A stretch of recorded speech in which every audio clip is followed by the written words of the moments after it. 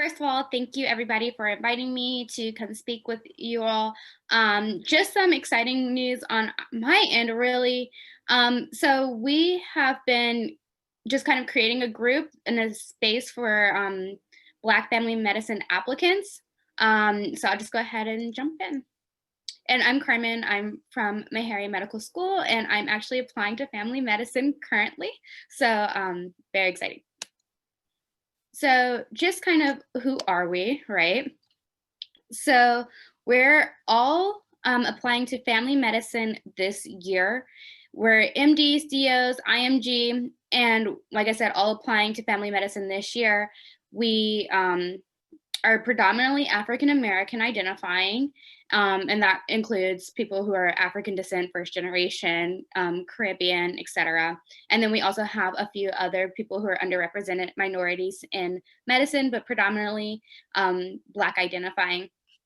So right here, can you see my pointer, by the way? Yeah. Okay. Okay, so this is our group me. There's 182 of us currently. I took this today. I started this group in late January, before any of the madness kind of went on. So this was very, it was helpful, but that wasn't our intention. It was a virtual platform. We just kind of created the group. It was off of a larger group of a lot of other African American identifying medical students in the class of 2021. We started that group when we first got into medical school. So we've had that group for a couple of years. And, naturally, as time went on, we kind of started selecting our specialties, and we had different branches off of that main group. I started the family medicine one. Let's see. Okay, so this is kind of the shot heard around the world, May 4th. So we're very much into the pandemic at this point. And I was like, hey, it would be cool if we do like a virtual happy hour.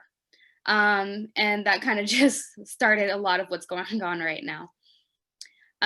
But sorry, attendings and faculty, we decided that we did not want y'all at this virtual happy hour, and maybe a few residents. And when I say recent grads, that's recent grads from medical school. And we just kind of wanted to have maybe a safe place and kind of just talk with different residents and just recent grads to just really engage. Of course, like I said, at this time, it's May 8th. It was a really difficult time for a lot of us. So a lot of us were looking for that connection at this point. So what have we been doing since then?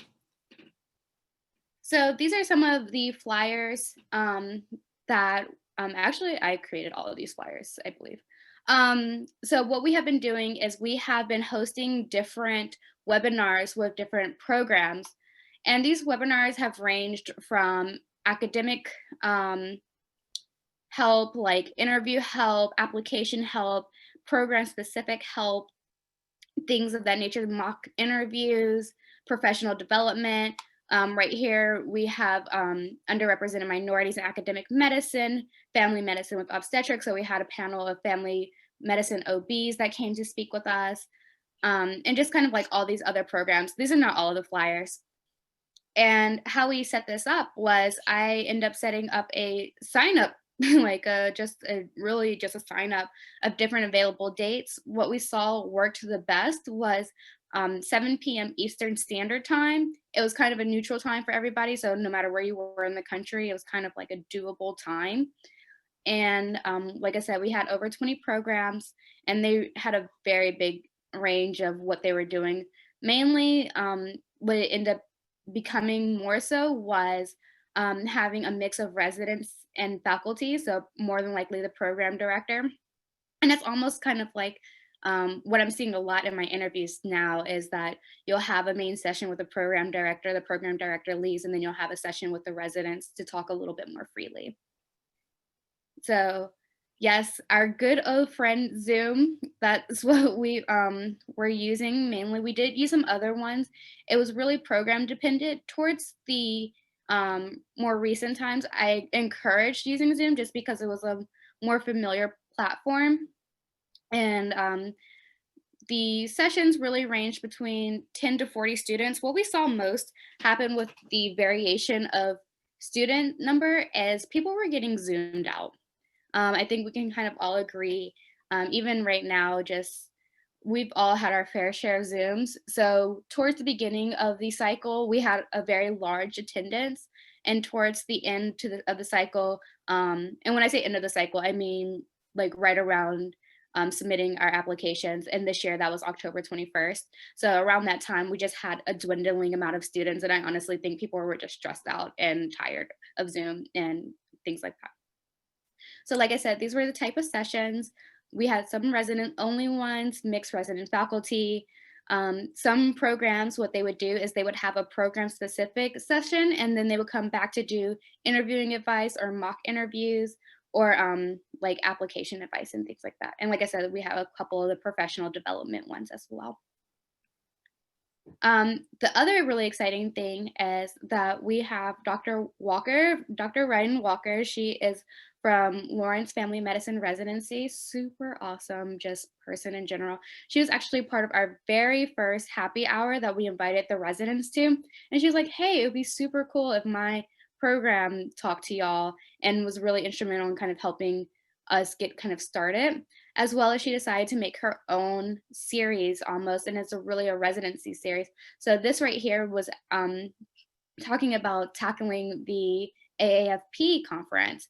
And so what she's done is she's done just kind of different highlights throughout our cycle. So the conference, she's done one regarding personal statements, actually a lot of them doing personal statements, and interviewing advice, things. And then we're actually going to have a ranking list session once kind of that gets a little bit closer, and some other things she has planned for us too. Super awesome. We love her.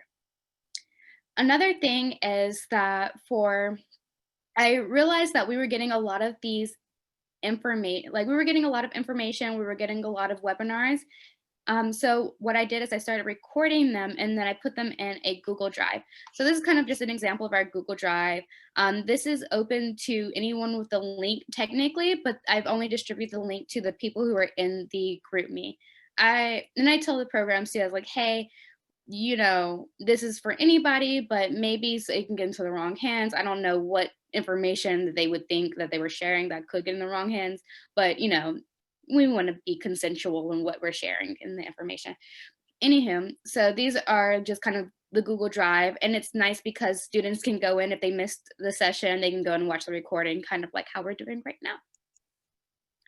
Another thing that we decided to do, and we being myself and Dr. Walker, we thought it would be really nice to have a mentoring pairing. So we just sent out a survey to different residents around, and then some attendings as well, but mainly residents and mainly URM residents.